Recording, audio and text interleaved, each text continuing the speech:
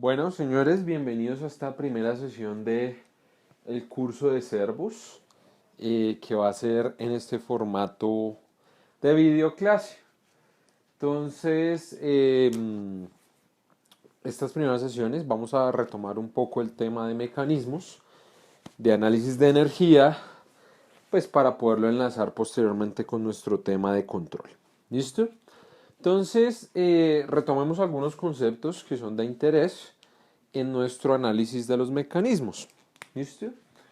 Entonces, tratemos de dividir esto como en dos, más o menos por ahí.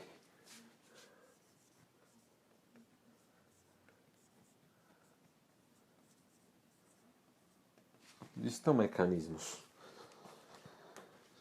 Entonces, comencemos con el concepto de mecanismo. Listo, una definición muy general nos dice que un mecanismo, ¿cierto? Upsi, aquí está un mecanismo. Es un dispositivo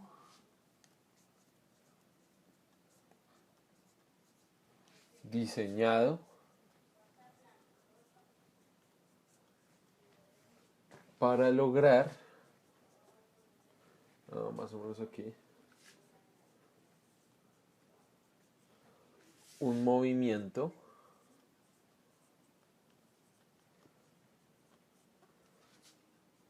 aquí lo voy a colocar específico.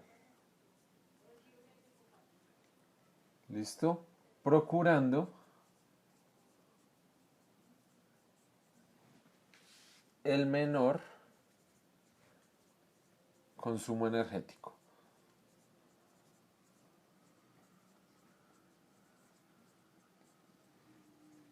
Esa es nuestra definición muy general de lo que es un mecanismo. Un dispositivo que se diseña de determinada manera, ¿cierto? Para describir un movimiento en el espacio específico. Líneas rectas, círculos, ¿listo? Y la idea del mecanismo es que trate de consumir la menor energía posible. ¿Listo? Esta definición se puede enlazar a lo que se considera una máquina. ¿Listo? Una máquina pues ya puede incorporar múltiples conjuntos de mecanismos, pero básicamente aquí lo que buscamos es ya lograr un trabajo, ¿listo? Entonces decimos que es un cuerpo o conjunto de cuerpos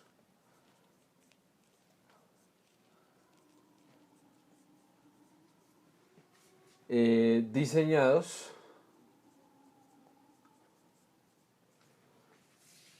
para realizar un trabajo. Generalmente esto implica un alto consumo energético.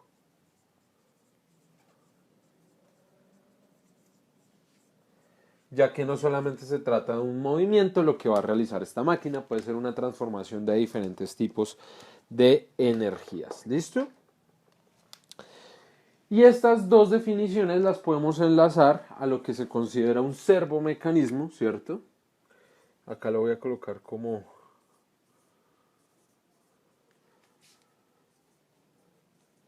señalándolo en mayúscula. La palabra servo tiene su raíz en servil, listo, es decir, que se puede controlar, que se puede manejar, ¿cierto? Que tiene un maestro. Y básicamente es un mecanismo, ¿cierto? Que nos va a permitir tener un movimiento controlado, ¿listo? Esa es la clave del mecanismo. En este caso, digamos, es un conjunto de partes, ¿cierto? Que logra un movimiento, pero cuando ya podemos controlar ese movimiento generalmente mediante un sistema eléctrico o el sistema electrónico, pues vamos a tener algo útil, algo que podemos implementar para algún proceso. Entonces es un mecanismo con un movimiento y acá lo colocamos controlado.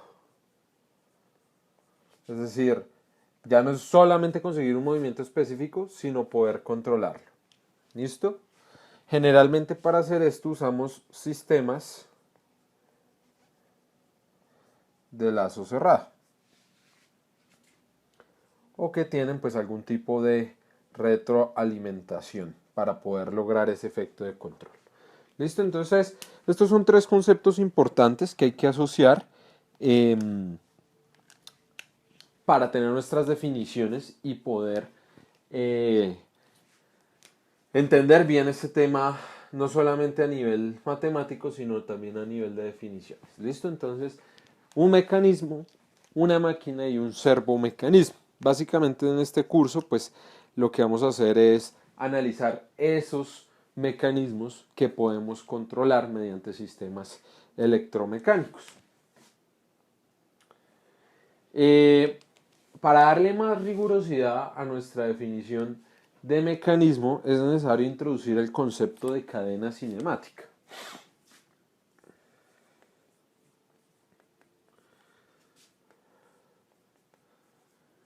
Ya que mediante este concepto vamos a poder dar una definición más estricta de lo que es un mecanismo.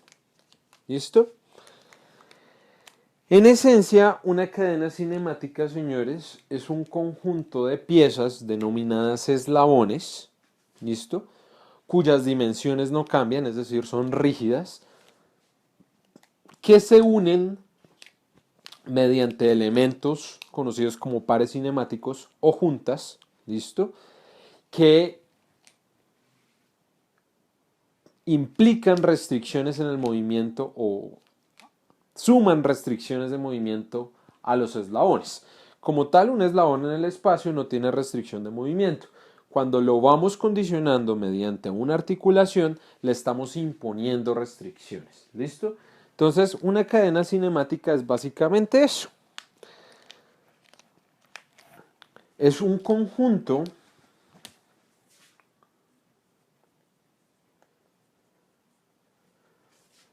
de eslabones, y aquí lo vamos a colocar como entre paréntesis, piezas rígidas,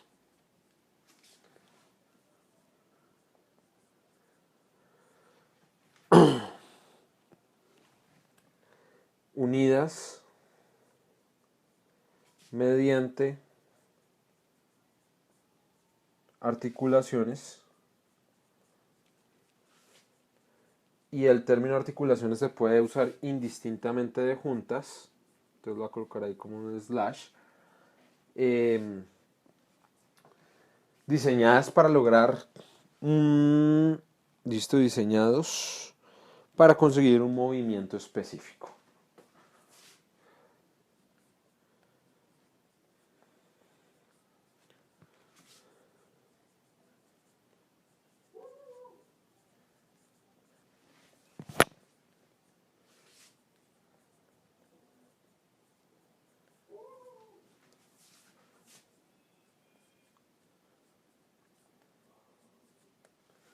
¿Listo?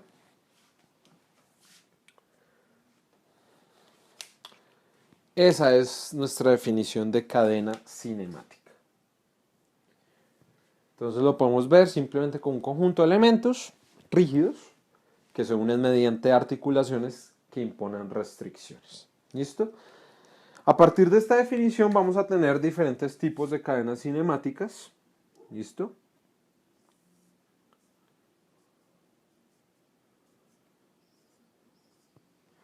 Vamos a tener lo que son las cadenas abiertas.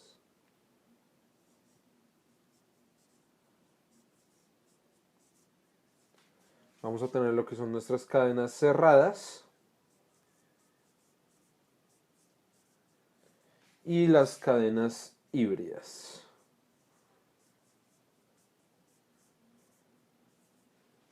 ¿Listo? En el caso de nuestras cadenas abiertas, señores,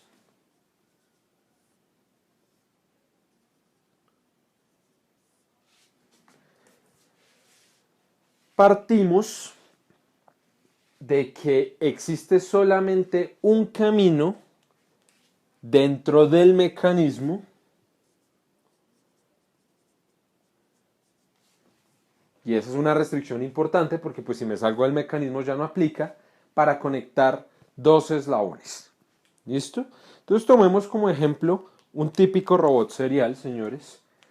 Acá tenemos un... Permítanme, yo reviso que esto no haya dejado de grabar, ¿no? Un Quantec de KUKA. Entonces fíjense que tengo articulación, eslabón, ¿cierto?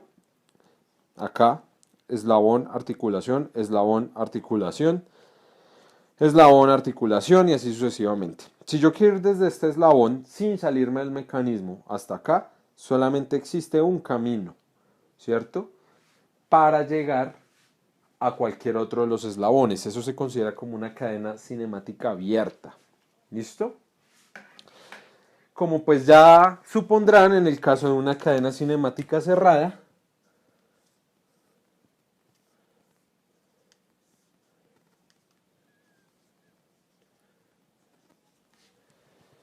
existen múltiples caminos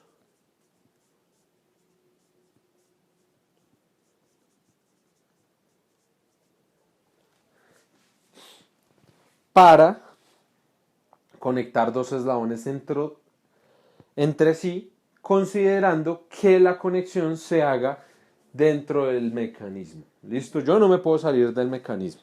Esos son el tipo de cadenas cinemáticas cerradas. En ese caso encontramos lo que se conoce como los mecanismos paralelos. ¿Listo? Mecanismos paralelos. Y en el caso general de los mecanismos abiertos es, por ejemplo, los robots seriales que vimos. Y las cadenas híbridas son, por ejemplo, estos mecanismos que incorporan los dos tipos de articulaciones, de cadenas cinemáticas, perdón. Entonces tengan en cuenta, por ejemplo, este es un ejemplo clásico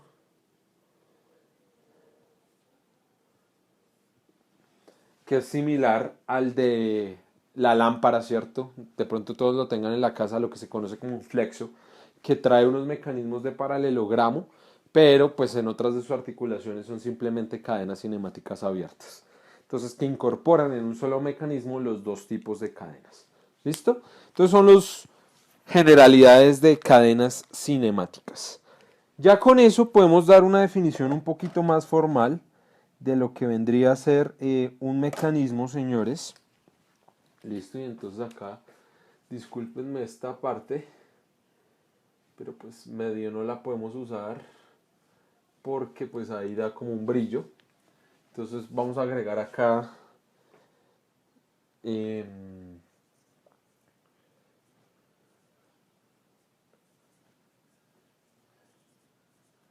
entre paréntesis voy a colocar formal porque pues es la definición formal. ¿Listo? Y es una cadena cinemática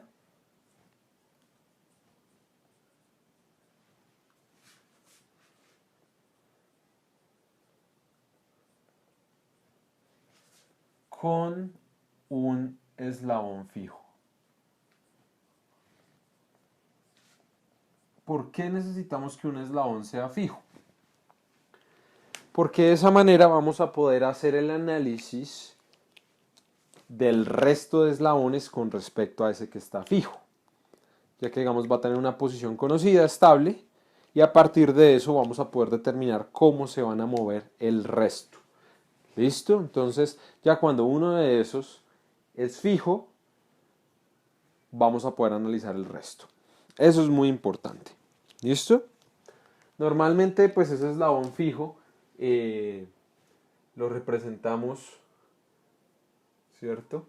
De esta manera, es decir, ahí estamos diciendo que ese no se mueve o que es el eslabón que está fijo, ¿verdad? Entonces tener eso en cuenta en términos de la representación. Eso es más o menos algo de teoría acerca de los mecanismos. Ya con esto vamos a poder hacer una definición importante y es la de movilidad. ¿Listo? Movilidad. Ese es un tema que de pronto resulta un poco controversial, porque pues hay muchas cosas asociadas.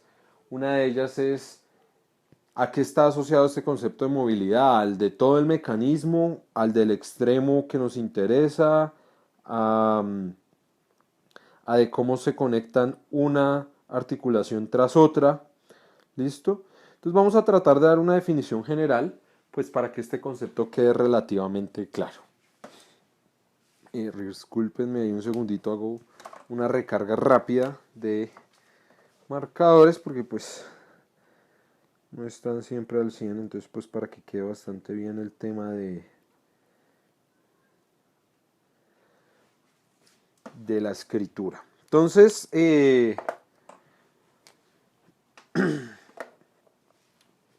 vamos pensando en un concepto importante antes de escribir, y es en el espacio que tenemos nosotros como posición.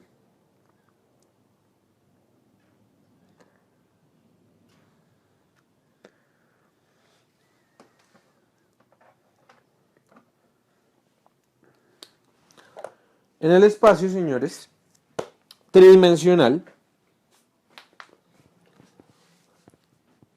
si no nos vamos a geometrías complejas, si no nos quedamos en la euclidiana, tenemos que el espacio tridimensional es simplemente un conjunto infinito de puntos. ¿Listo? Conjunto infinito de puntos. Y pues existen algunas propiedades entre esos puntos, que al conectarlas pues nos dan cierto tipo de cosas y podemos definir cierto tipo de propiedades. Una de ellas pues que es muy importante es la distancia, ¿no? Que nos permite conocer qué tan separados están dos puntos entre sí.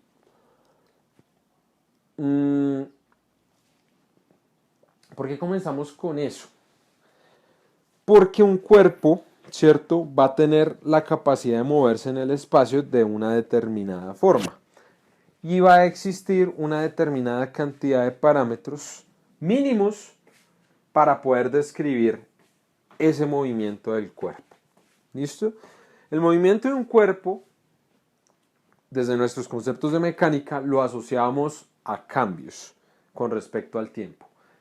¿Cambios de qué? En un primer caso era un cambio de posición, ¿cierto? De posición, y la posición simplemente la definíamos como la ubicación de un cuerpo con respecto a un marco de coordenadas conocido. ¿Listo? Esa era nuestra definición mecánica, la posición. Y pues teníamos muchos conceptos asociados a partir de la posición, deducíamos lo de velocidad, aceleración, fuerzas, y pues de esa manera podíamos describir toda la dinámica, todo el movimiento del cuerpo. Sin embargo, existe otro parámetro importante asociado a la posición del cuerpo, ya que un cuerpo no solamente tiene desplazamientos lineales, sino también desplazamientos, llamémoslos, angulares. Es decir, un cuerpo en el espacio puede mantener su posición, ¿cierto? Pero, digámoslo en unos términos coloquiales, puede cambiar su inclinación, ¿cierto?, con respecto a un sistema de coordenadas sin cambiar su posición. Entonces, este concepto de esa inclinación, entre comillas, que viene siendo pues la descripción en términos de ángulos con respecto a un sistema de coordenadas, eso lo conocemos como orientación. Entonces, de pronto, en el caso de la física no nos lo han mostrado en el caso general, sino de pronto lo habíamos visto solamente en un eje, que es cuando pues simplemente un cuerpo tiene una rotación, pero en general pues puede tener más un cuerpo. Para entender de forma general este concepto de la movilidad, hay que entender qué son los grados de libertad en el espacio. ¿Listo? Y ahí es relevante otro término que es la independencia lineal entre pues vectores. Porque de esa manera es como nosotros regularmente hacemos la descripción de posición de marcos de coordenadas. ¿Listo? Entonces, después de esa petorata un poco no muy ilustrativa, pensemos Antes de pensar en el espacio, pensemos en un plano. ¿Listo? Todos sabemos que en un plano nosotros tenemos dos movimientos traslacionales independientes, ¿cierto? Y esa independencia lineal se logra con dos vectores que son perpendiculares entre sí. Entonces, vamos entendiendo que si yo quiero describir el movimiento de un cuerpo, al menos en términos transnacionales en un plano, tengo que dar dos parámetros que están asociados a una posición que se descompone en dos valores. ¿Listo? Sencillo. Entonces vamos que en un plano, pues un cuerpo puede tener dos desplazamientos. Sin embargo, en un plano un cuerpo también puede girar en el eje que es perpendicular a ese plano, ¿cierto? Entonces, digamos, yo me puedo desplazar y al mismo tiempo yo puedo rotar, ¿cierto? Y fíjense que ese eje de rotación resulta ser perpendicular al plano que estoy analizando. Y esos son todos los movimientos que yo puedo hacer en un plano. En un plano yo no puedo hacer más. Digamos, si yo intentara rotar, ¿cierto? En los otros ejes, fíjense que en el plano, pues habría restricciones, ¿no? Y si yo me movería por fuera y por dentro del plano, pues ya no es un movimiento que esté comprendido como tal en el plano. Entonces, en un plano podemos deducir que lo máximo que yo puedo moverme o la máxima información que yo necesito para describir la pose de este objeto, posición más orientación, son tres variables. ¿Listo? Dos de traslación y una de rotación. Si nosotros extrapolamos ese concepto al espacio, vamos a saber que la posición va a tener un tercer eje de movimiento traslacional, es decir, para poder describir la posición tridimensional de un cuerpo necesitamos tres valores, ¿cierto? Porque son tres ejes que son mutuamente perpendiculares entre sí y adicionalmente, pues ya no solamente vamos a tener un eje que es perpendicular a un plano de rotación. De hecho, si nosotros lo analizamos, vamos a tener tres planos, que son los que se forman a partir de estos tres ejes de posición, ¿cierto? Entonces, un eje, otro eje, otro eje. Fíjense que acá tengo un plano, otro plano y otro plano. Entonces, si anteriormente tenía un eje de rotación por cada uno de esos planos, ¿cierto? Entonces voy a tener tres ejes de rotación, porque hay tres planos que se formaron a partir de esos tres vectores o de esos tres informaciones que necesito para describir la posición. Y esos tres vectores de rotación implican que la orientación en el espacio va a tener tres ángulos necesarios para poder describir cómo son las inclinaciones de ese objeto. Entonces, para poder medir esa orientación del objeto ahora en tres dimensiones, necesitamos tres valores de posición y tres valores de orientación. Con seis variables, ¿cierto? Independientes, yo voy a poder describir completamente cómo se mueve un objeto en el espacio. ¿Listo? Entonces tengamos ese concepto de que cuando yo tengo un cuerpo en un plano, él se va a poder mover con tres valores, dos traslaciones, una rotación, y en el espacio, tres traslaciones, tres rotaciones, en total 6. ¿Listo? ¿Por qué es importante tener en cuenta eso? Porque a partir de ese concepto vamos a poder definir cómo va a ser la movilidad de un mecanismo. Es decir, cuánta va a ser la información que yo necesite mínima para describir el movimiento de ese conjunto de eslabones y articulaciones. ¿Listo? Entonces, en ese orden de ideas, definamos lo que es la movilidad de un mecanismo.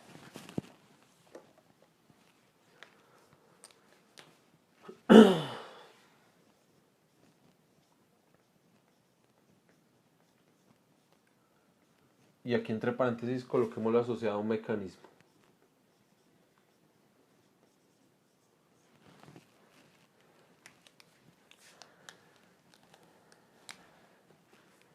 Es el número mínimo de parámetros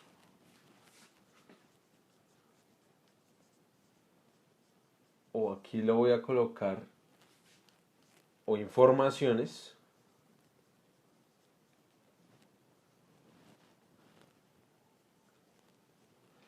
necesarias para establecer. Aquí voy a colocar pose y entre paréntesis eso es posición más orientación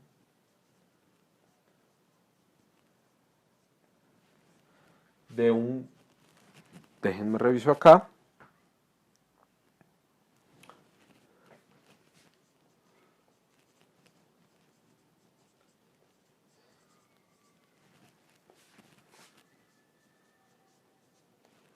¿listo?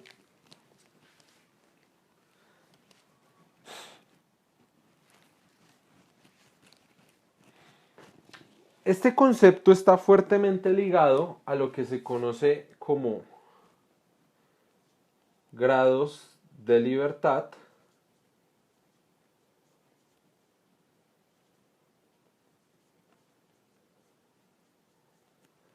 o en su equivalente en el inglés DOF.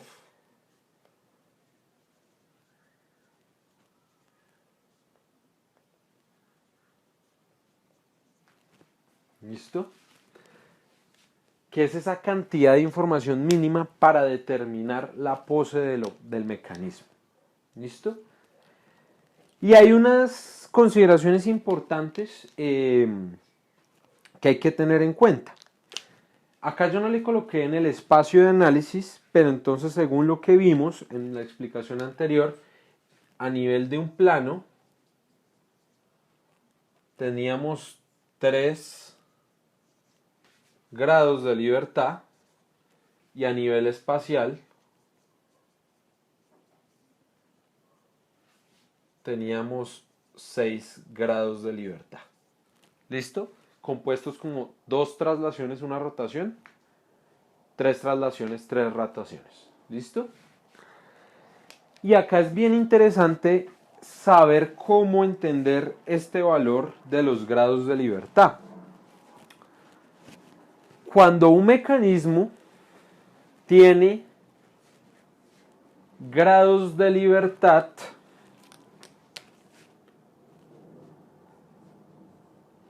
mayores a 0, es porque se puede mover con restricciones, ¿cierto? De cierta manera, pero se puede mover. Entonces aquí, digamos que hay movilidad. Cuando los grados de libertad son exactamente iguales a 0, hablamos de un mecanismo que es estático. Cuando los grados de libertad son menores a 0, es estáticamente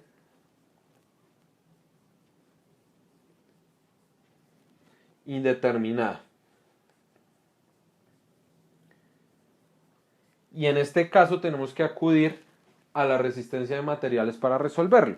Y en este caso ya dejamos de asumir que nuestros eslabones son rígidos, ¿cierto? Porque a partir de deformaciones y ese tipo de cosas podemos calcular valores interesantes. Y existen unos casos bien particulares, por ejemplo, cuando un mecanismo planar tiene más de 3 grados de libertad, o cuando un mecanismo espacial tiene más de 6 grados de libertad. En este caso estamos hablando de mecanismos que son redundantes.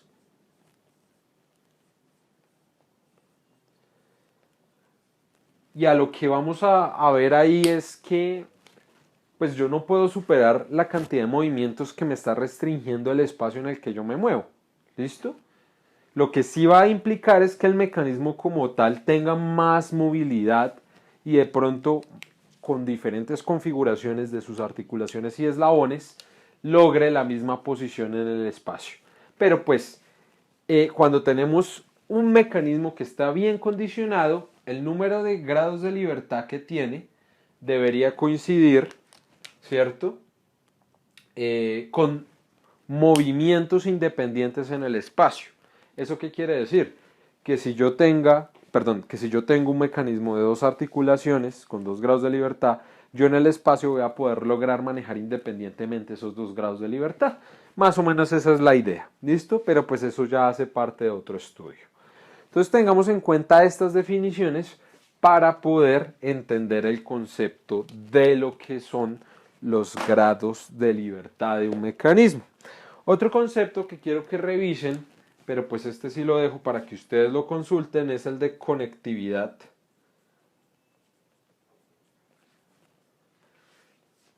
aplicada en lo que es un mecanismo. ¿Listo?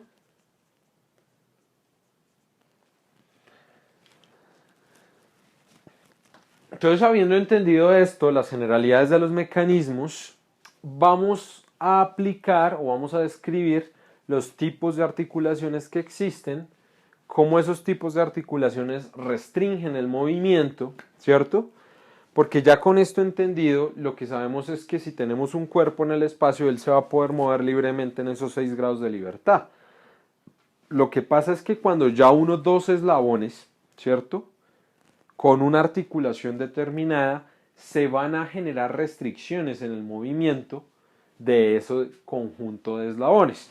¿Listo? Entonces, esto se puede ver de dos formas. De la manera en que las articulaciones nos permiten movernos de cierta manera o nos restringen cierto tipo de movimientos, que básicamente son las dos aproximaciones de lo mismo. ¿Listo? Entonces vamos a hacer una pequeña pausa y continuamos con la descripción de los tipos de juntas. Entonces, retomando el tema de las articulaciones, vamos a ver qué tipos hay.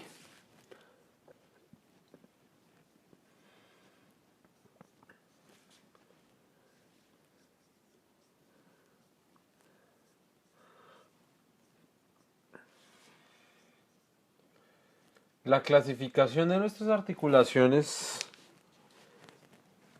la vamos a tener en cuenta de acuerdo con 3 parámetros fundamentales. Su geometría,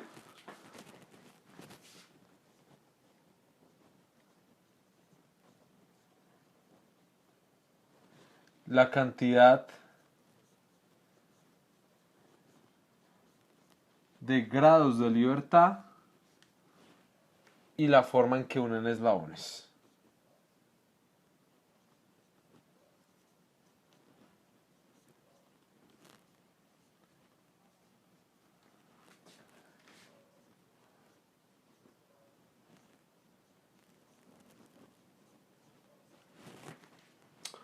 Entonces comencemos quizá con las más sencillas, que son las que nos proveen una menor cantidad de grados de libertad. Entonces comencemos con la más tradicional, que es la junta rotacional.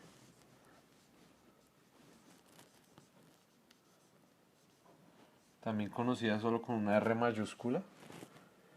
Y ustedes se dirán, esa R debe ser porque, pues rotacional, R. En realidad es revolut. ¿Listo? Entonces tratamos aquí de pintarla, más o menos para que nos quede relativamente bien.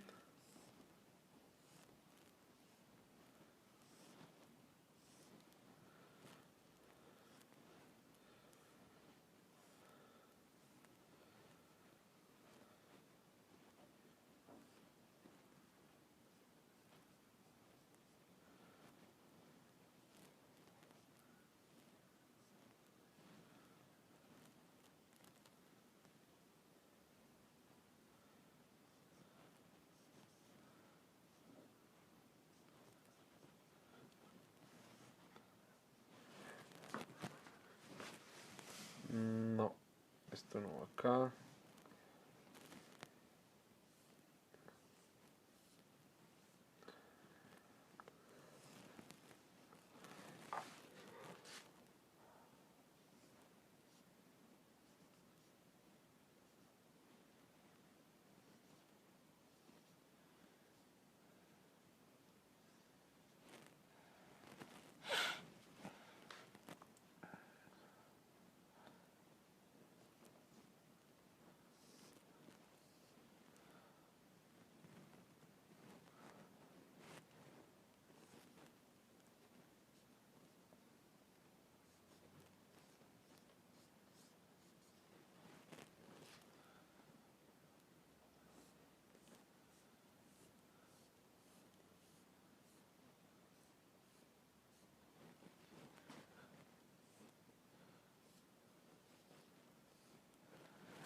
Bueno, traté de hacer el dibujito más interesante que pude. Esta es una junta de tipo rotacional. Le agregué estos como topes para indicar que ella no permite hacer un giro sobre ese, perdón, una traslación sobre ese eje, sino únicamente permite hacer giros. ¿Listo? En un espacio planar, esta junta nos proporciona eh, dos restricciones, es decir, no nos permite movernos, solamente nos permite un giro, y en un espacio de 6 grados de libertad restringe tres traslaciones y dos rotaciones. Solamente permite una rotación, entonces impone 5 restricciones. De ahora en adelante, pues este lambda va a representar la cantidad de grados de libertad del espacio analizado, R las restricciones y J los grados de libertad. En total, esta junta proporciona un grado de libertad. Algunas formas alternativas de representar esta junta pues es el cilindrito o simplemente un punto sólido pues que indica que ahí hay un giro. ¿Listo? La siguiente junta, en lugar de proporcionarnos un movimiento de rotación, nos va a proporcionar un movimiento de traslación. Y es nuestra junta prismática. Y esta se representa con una P. Y más o menos sería lo siguiente. A ver, la pintamos.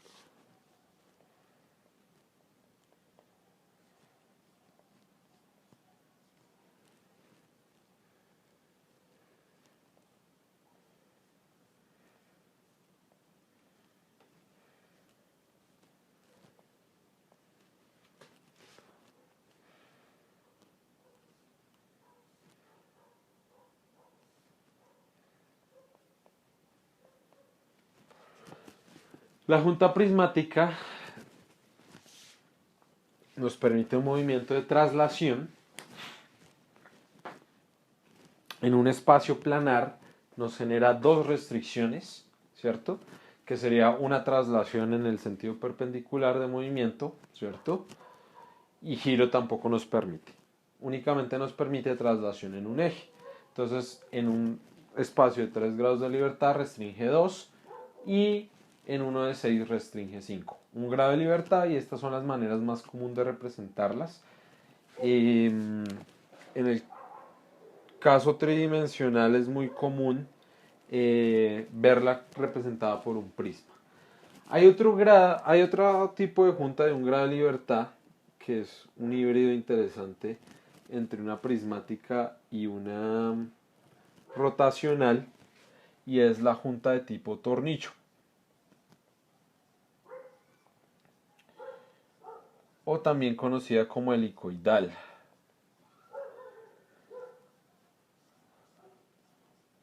Esta junta básicamente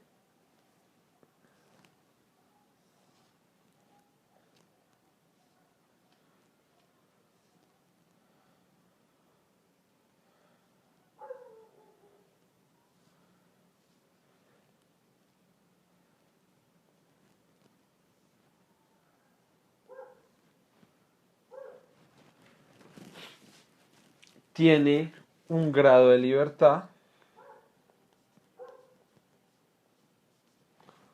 y lo interesante es que la rotación y traslación son dependientes.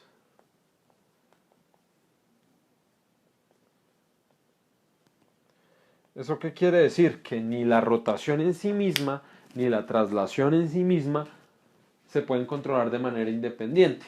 Es decir, si yo giro una determinada cantidad, en este tornillo avancé cierta cantidad en el eje de traslación.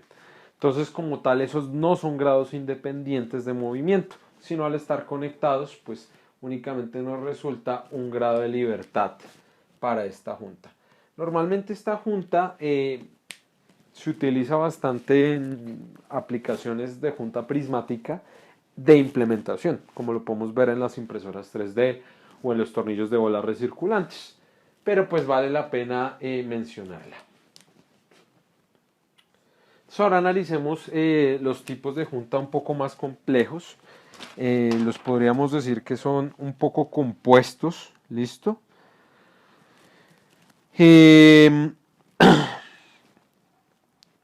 Y requieren pues dibujitos un tris más complicaditos. Entonces vamos a analizarlas.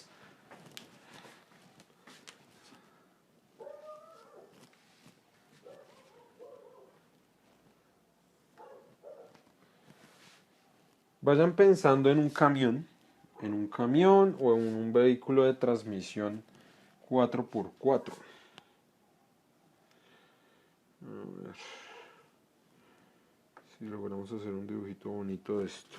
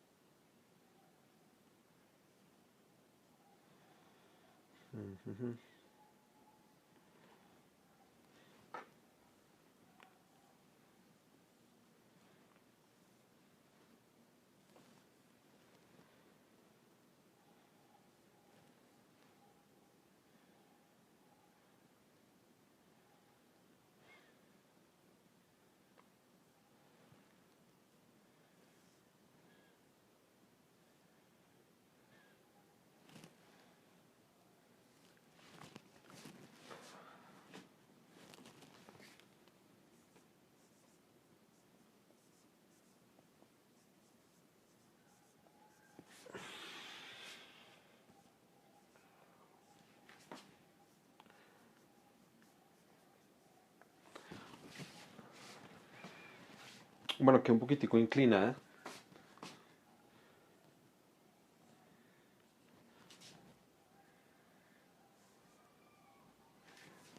Ya la explicamos. Pronto démosle un poquitico más de espacio.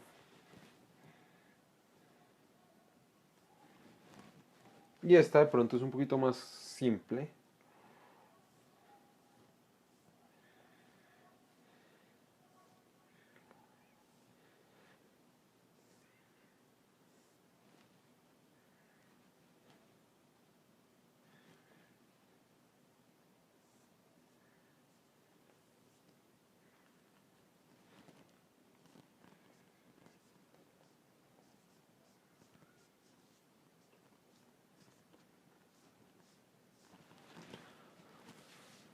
Entonces expliquemos esta junta que está aquí a la izquierda. Es una junta tipo universal.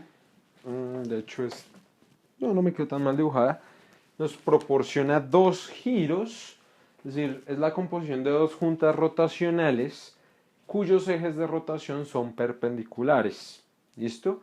Les decía que pensaran de pronto en un vehículo de transmisión trasera, porque si nosotros cogiéramos el eje de movimiento y lo mandáramos directo, esa vaina tiene, digamos, suspensión, los ejes pueden girar a diferente velocidad, entonces si yo conectara el eje directo, pues ante cualquier movimiento se rompería.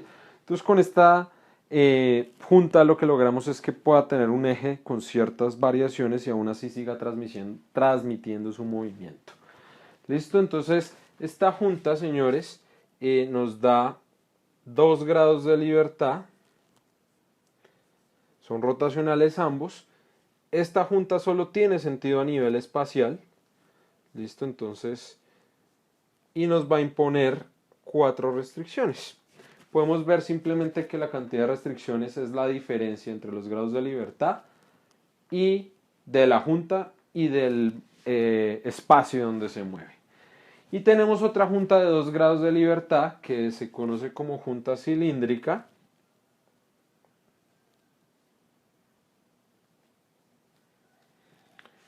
¿Cierto? Que también solo tiene sentido en el espacio. En donde los movimientos o los ejes de los movimientos coinciden. Fíjense que este eje vertical es tanto el eje de movimiento de esta rotación y de esta traslación. ¿Listo? Por eso a nivel de representación le quité como estos topecitos, ¿cierto? Pues para indicar que ahora también se puede desplazar ahí. Estas son juntas compuestas de 2 grados de libertad.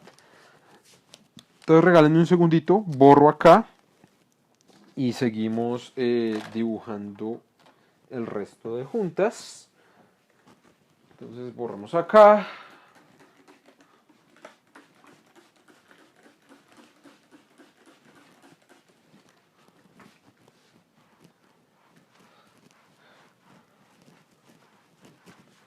Vamos a analizar otro tipo de juntas. Vayan pensando en lo siguiente. Y para hacerlo un poco más entretenido, vamos a representar la escena. Para ver dónde encontramos este tipo de junta que les voy a mencionar. Necesitamos... ¿Cuántas? A ver. Entonces, aprovechemos que este espacio acá. Y aquí pintamos 2. Aquí pintamos una. Y entonces aquí iría una pintada acá. Están sus características. Acá otra y acá otra. ¿Listo? Imagínense esta situación. Voy a traer aquí una sillita y la vamos a representar. Ustedes se suben en el carro, ¿cierto? Porque pues ustedes son unos tipos pudientes que tienen carro. Digamos que ustedes son nuevos en ese carro, no se habían subido antes. Y bueno, y dicen, bueno, pues digamos que lo estaba conduciendo la mamá, entonces ustedes dicen, no, esta vaina está muy pegada a los pedales, entonces ubican la silla, más o menos ahí cuadran, miran este espejito de acá, ven acá que les cuadre la palanca de cambios, y entonces uno diría, listo, ya, conducir, o hace falta algo. Digamos como que uno dice, bueno, este espejo está bien, allá alcanzo a ver, voy a cuadrar este de acá. Este espejo de acá tiene una característica muy importante, ese retrovisor, y es que si ustedes se pueden analizarlo, ese retrovisor, ustedes lo pueden mover todo lo que quieran, ¿cierto? Pero el tipo de junta que hay ahí, lo único que le va a permitir es reorientarse. Es decir, el centro de giro, ¿cierto? Donde se conecta ese espejo, no cambia su posición en el espacio. Lo único que permite es cambiar las rotaciones que están asociadas a ese espejo. Entonces dirán, el espejo sí cambia de posición, pero pues algunas partes que son lejanas a este punto. Pero el punto de la conexión, ahí va a tener un tipo de junta que es el que vamos a ver a continuación, que se conoce como junta de tipo esférica.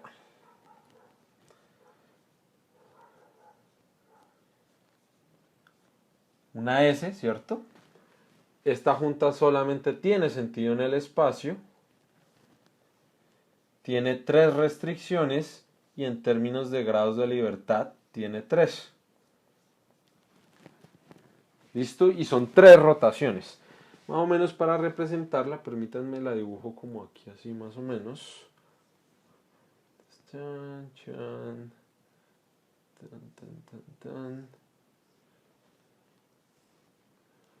Entonces quitémosle esto.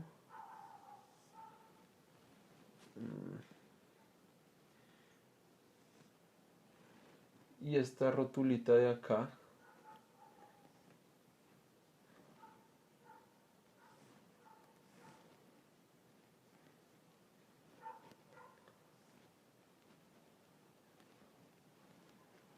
va a permitir un giro acá, un giro en este eje y un giro en este sentido. Entonces son 3 rotaciones. Sería interesante que ustedes dibujasen, señores, cómo se componen 3 juntas rotacionales para lograr una esférica. ¿Listo? Entonces, junta esférica.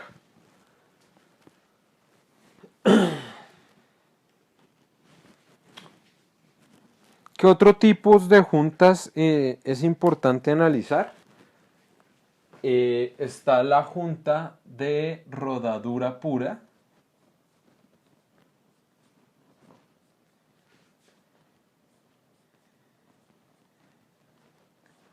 Básicamente esta se utiliza bastante en sistemas de transmisión mecánicos con engranes, en donde hay un único punto de contacto, ¿cierto? O en su defecto, imagínense, ay changos, no me quedó tan bien dibujado este circulito, una rueda que gira, ¿cierto? Acá es el único punto de contacto, no hay deslizamiento. En este caso tenemos que la cantidad de grados de libertad que aporta este tipo de junta es de 1 grado de libertad.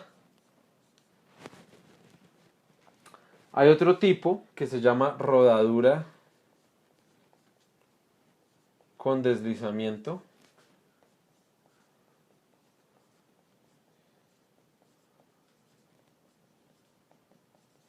Y básicamente es una composición de una junta R y P.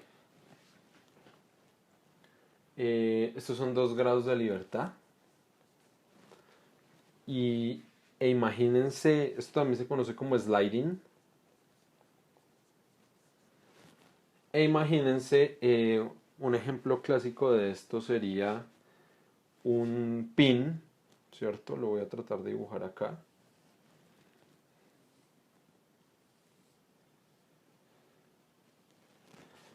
Y acá tenemos pues una articulación. Ouch, me quedó muy ancho.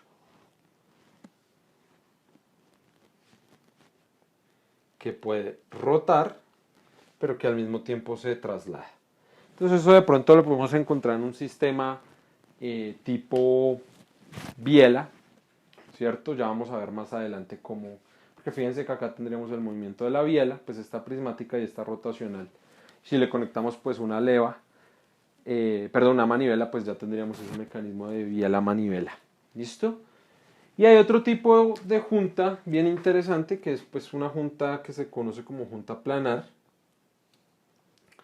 en la que simplemente pues tenemos un cuerpo que está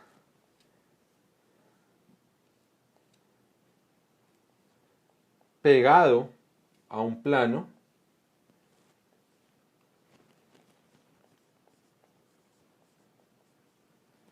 ¿cierto?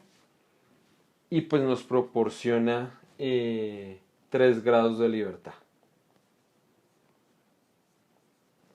3 translacionales y 1 de rotación. Obviamente si quisiéramos hacer pues nuestro análisis,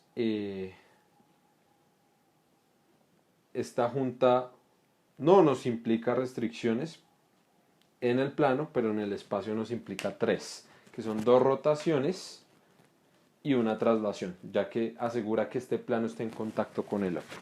¿Listo? Con respecto a este tema de los tipos de juntas, quiero hacer un pequeño detalle mientras recargo los marcadores, y es el manejo de software CAD, cuando nosotros montamos mecanismos. Me parece bien interesante de pronto que todos están familiarizados con SolidWorks o Solid Edge, en donde generamos relaciones de posición. Entonces digamos una relación coincidente que se podría clasificar cuántos grados de libertad nos dan al mecanismo, por ejemplo. Una relación de concentricidad, qué restricciones impone. ¿Listo? Sería interesante que ustedes se preguntaran eso, revisaran el software CAD de su preferencia, y en ese mismo orden de ideas los invito de pronto a explorar otra herramienta un poco interesante desde mi punto de vista, como lo es NX. En NX, cuando nosotros vamos a generar un mecanismo, él nos pide explícitamente que hagamos una definición de los tipos de juntas que unen los eslabones. Es decir, ahí no vamos a encontrar una relación de posición como lo encontramos en otro software, sino nos dicen, bueno, aquí voy a hacer una definición de una junta rotacional. Entonces, de entrada, al definir la rotacional, pues ya estamos dando un grado de libertad e imponiendo 5 restricciones. Digamos que para hacer los mecanismos me parece bien interesante el tema de NX. Se los recomiendo para que lo revisen y lo tengan presente. Listo, entonces eso con respecto a las juntas. Me parece otro tema importante que lo voy a mencionar y es la descomposición de juntas.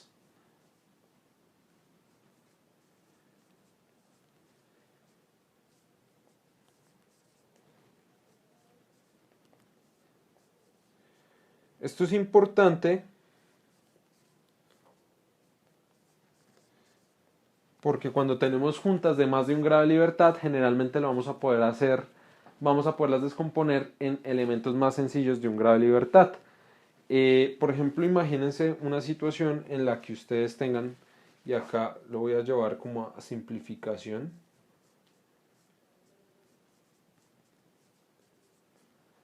a juntas R y P.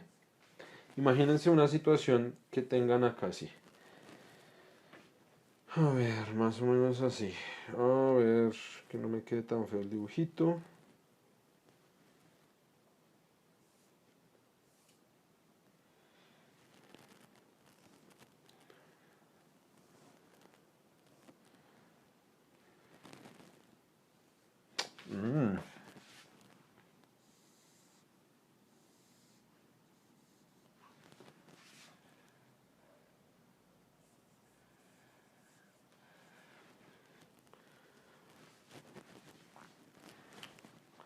Uno se pone a mirar eso y dice, bueno, ¿cuántas juntas hay ahí?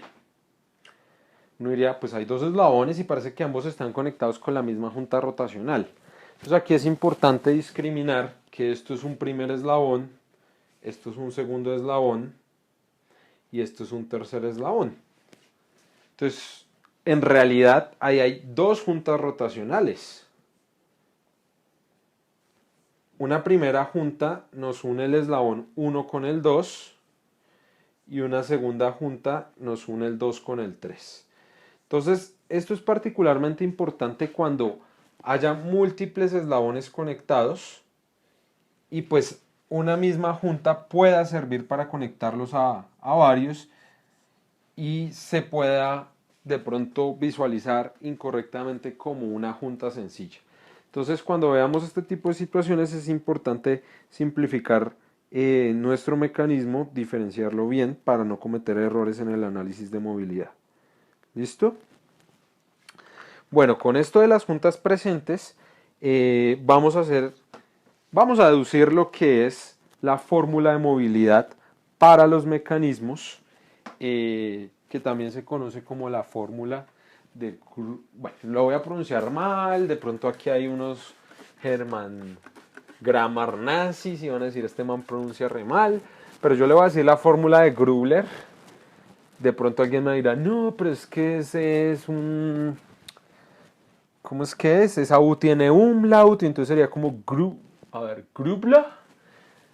No sé cómo se pronuncia tan bien, es decir, de pronto alguien que sea más experto en el idioma germano, pues no nos corrija. Pero por facilidad yo le voy a decir la fórmula de Grubler, ¿listo? Aunque posiblemente la pronunciación sea un poco más sofisticada. Es que no, es difícil ese umlaut. ¿Cómo es que es? U, como la U seguida a la I. U, Grubler, no sé, algo así. Entonces, nuestra fórmula de Grubler nos va a permitir analizar la movilidad de un mecanismo.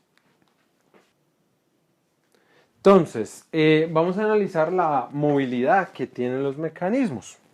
Para analizar la movilidad que tiene un mecanismo, nos vamos a basar en una fórmula que propuso, supongo que un ingeniero, en su época, tal vez científico, cuyo apellido va a pronunciar de manera incorrecta, ¿listo? Espero que todas estas personas que pronto pues, se crean alemanas no me corrijan tan mal. Y es la fórmula de Grubler. En este momento sus oídos deben estar sangrando, porque pues esta es una U con umlaut. Y pues se pronunciaría probablemente como Grubler, pero pues no me voy a esforzar tanto. Esta fórmula nos va a dar la cantidad de grados de libertad que tiene un mecanismo. ¿Listo? La voy a copiar y ya voy a explicar qué significa cada término.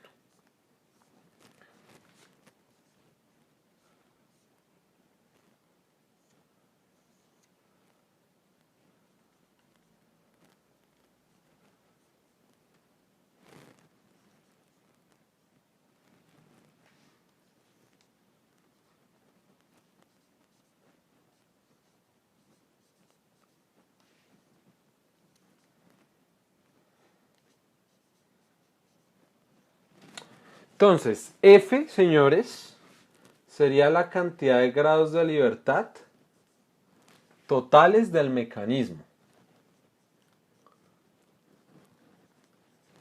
Esta primera parte sería la cantidad de grados de libertad que darían los eslabones si estuvieran sueltos.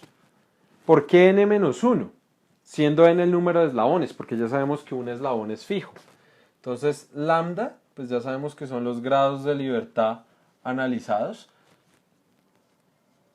3 para el plano, 6 para el espacio, n es la cantidad de eslabones. Y esta parte serían las restricciones que le impone cada una de las articulaciones. Por eso va restando, porque quita movimiento. Entonces K serían el número de juntas y R sub I las restricciones que impone cada junta. Pues tiene mucho sentido, simplemente analizar cuánto proporciona un eslabón y cuánto le quitan las juntas. Muy sencillo. ¿Listo? Entonces, siguiendo a nuestro señor alemán, pues seguimos con nuestro lambda n-1, pero tengan en cuenta, señores, que esta sumatoria yo la puedo dividir de la siguiente manera.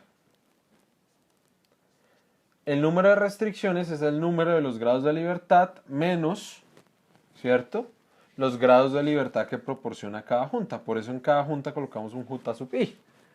Y si nosotros separamos esta sumatoria, ¿cierto?, lo que vamos a obtener es un lambda n-1 menos la sumatoria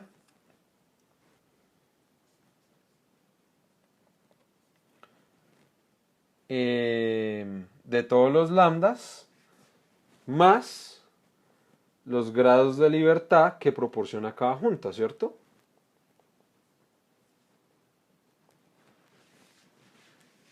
K veces lambda. Lo estamos sumando, entonces eso nos queda lambda n-1 menos lambda k más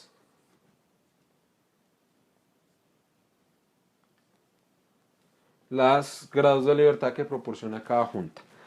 Si nosotros lo llevamos ya a una fórmula un poco más desarrollada, nos queda lo siguiente, que los grados de libertad de todo el mecanismo es lambda, factorizamos, número de eslabones menos el fijo, menos el número de articulaciones, más los grados de libertad que proporciona cada una de las articulaciones. Pues esta fórmula tiene mucho sentido, ¿no? Tiene mucho sentido. Simplemente las llevamos a una forma más fácil de analizar. Ambas son válidas, solo que cuando analizamos una junta es mucho más común ver cuántos grados de libertad proporciona en lugar de mirar cuántas restricciones nos impone cada articulación. Entonces esta es nuestra fórmula de Grubler. Entonces acá nos falta la J sub I, son los grados de libertad por junta. Entonces, mediante esta fórmula vamos a poder calcular la movilidad de cada uno de nuestros mecanismos. ¿Listo? Recordando esa definición súper importante de que mecanismo es aquel que tiene un eslabón fijo. ¿Listo? Bueno, borremos acá. Vamos a hacer el análisis de algunos mecanismos importantes. Y vamos a dejar otros para que pues ustedes los analicen y saquen pues los resultados del caso. Recuerden que los grados de libertad es la mínima información necesaria para determinar la pose del mecanismo que estamos analizando. ¿Listo? Cabe destacar, no soy el experto más grande en teoría de mecanismos, pero esta fórmula no siempre se acopla a la realidad de los mecanismos o de las cadenas que son cerradas.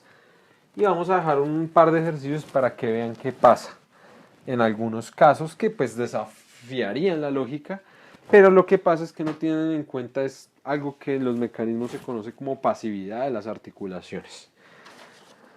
Entonces, comencemos con el mecanismo más clásico. ¿Listo? Un mecanismo planar.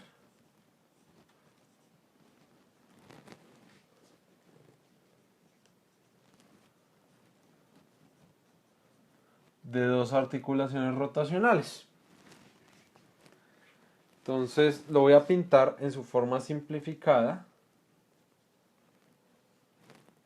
Listo, nuestro eslabón fijo, nuestra primera articulación y nuestra segunda articulación. Voy a hacer esto para pues ahora poner acotación en varios elementos importantes. Entonces comencemos con nuestra fórmula de Grubler.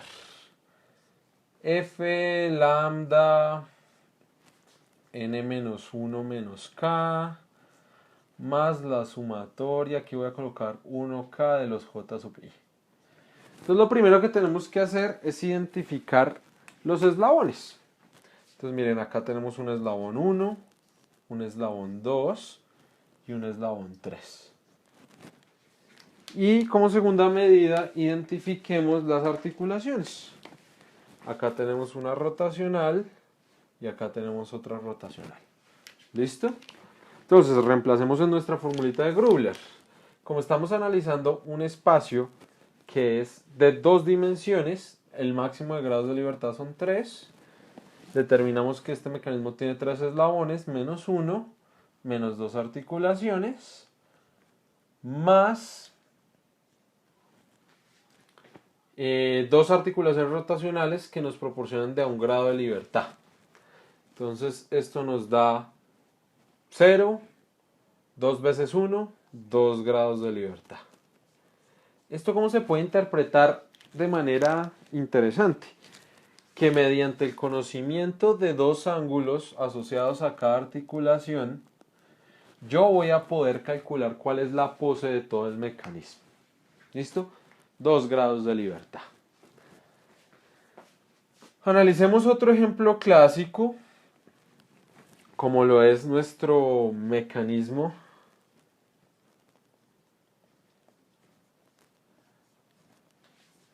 de 4 barras.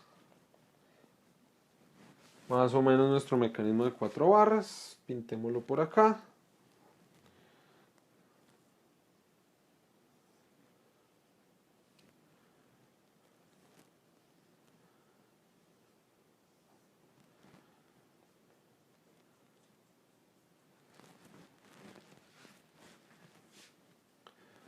Entonces nuestro mecanismo de 4 barras. 1, 2, 3 y 4 con nuestro eslabón fijo, ¿cierto? Entonces, comencemos analizando los eslabones. 1, 2, 3, 4. Asignemos las articulaciones. 1, 2, 3, 4 articulaciones. ¿Cierto? Y pues planteemos nuestra fórmula de Grubler. Entonces, lambda n menos 1 menos k más la sumatoria de las restricciones, perdón, de los grados de libertad que brinda cada articulación. Entonces, en el plano tenemos 3 grados de libertad, ya vimos que tenemos 4 eslabones, menos 1, menos 4 juntas, más 4 articulaciones que brindan un grado de libertad, 4. Esto nos da menos 1 por 3 menos 3, más 4, un total de un grado de libertad. ¿Eso qué significa en términos prácticos? Que tan solo con el control de una de estas variables articulares yo voy a poder conocer cuántos son el resto de valores en el mecanismo de 4 bars. ¿Listo? Un grado de libertad tiene ese mecanismo.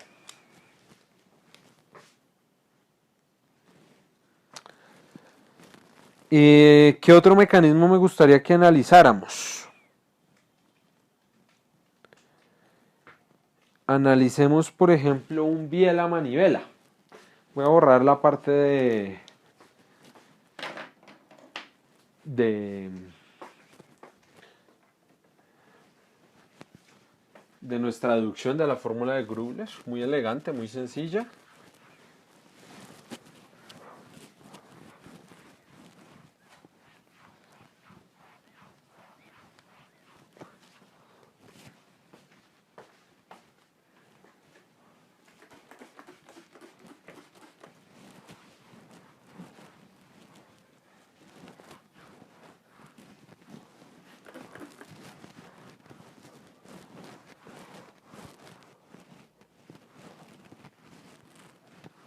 Y analicémonos lo que sería un biela-manivela.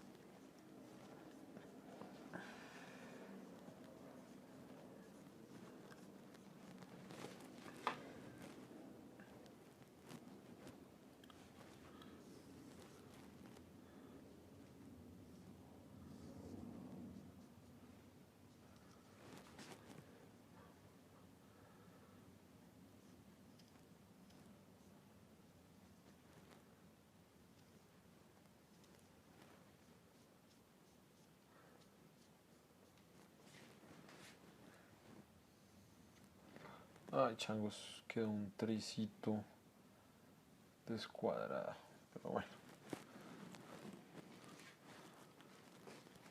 En términos generales, eso es un biela-manivela, ¿cierto? Sistema, pues que está girando acá en la manivela, transmite ese movimiento aquí a lo que sería nuestra biela. Entonces, ¿se acuerdan lo de la descomposición de las juntas? Acá es importante tenerlo presente para poder resolver esto de la manera adecuada. Aquí está el resto de marcadores. Los dejé acá. Entonces, lo primero, identifiquemos la cantidad de eslabones. Miren, acá hay nuestro primer eslabón, que es el eslabón fijo. Nuestro segundo eslabón, que sería este. Nuestro tercer eslabón sería este. Y acá tenemos nuestro cuarto eslabón que está en contacto con una prismática, ¿cierto? Analicemos las juntas. Serían una rotacional acá, otra rotacional acá, una rotacional acá y una prismática acá. ¿Listo? Entonces, si llevamos nuestra fórmula de Grubler, nos daría, misma historia, lambda n menos 1 menos k más la sumatoria de los grados de libertad de cada junta. Entonces, en el plano tenemos 3 grados de libertad, tenemos 4 eslabones, menos 1, menos 4 juntas, 1, 2, 3, 4, más, son todas juntas de un grado de libertad, entonces acá nos da un 4. Entonces esto nos da 3 por menos 1 más 4, un total de 1 grado de libertad. Entonces, nuestro sistema de biela-manivela es muy similar a nuestro mecanismo de 4 barras. ¿Listo? Quisiera que analizáramos otro caso, y es en el caso de una cadena de un robot serial.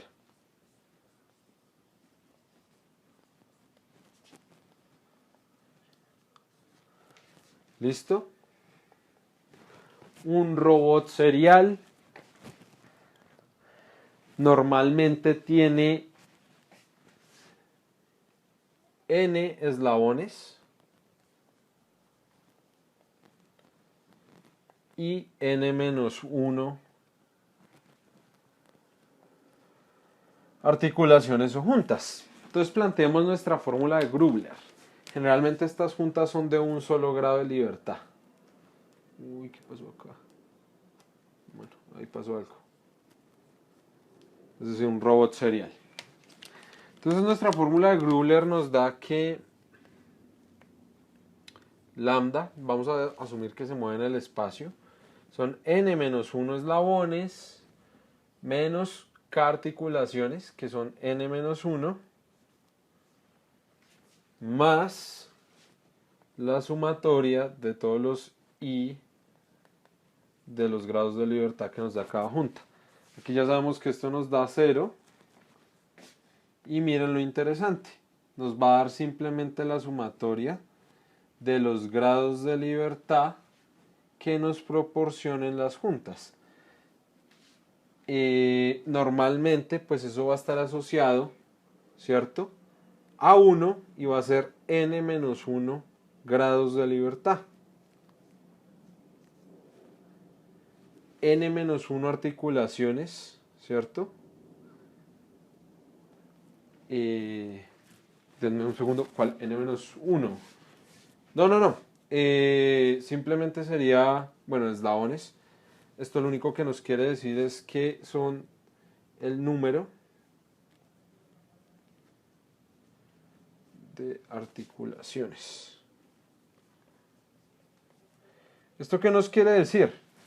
Que si yo en un robot serial le pongo 5 articulaciones de un grado de libertad, ese va a ser el número de grados de libertad que va a tener ese mecanismo. Si yo condicioné bien mi mecanismo, ese es el número de grados de libertad que posiblemente le voy a poder proporcionar al extremo final de la cadena. Entonces digamos que esa es la teoría interesante que hay detrás de los robots que van a ver en el curso de robótica. Esto es un análisis muy sencillo de lo que son los mecanismos. Les voy a proponer unos ejercicios para que resuelvan y calculen y me cuenten después cuánto les dan los grados de libertad. Por favor, analícense como pues ejercicios los grados de libertad de un pantógrafo y de un robot delta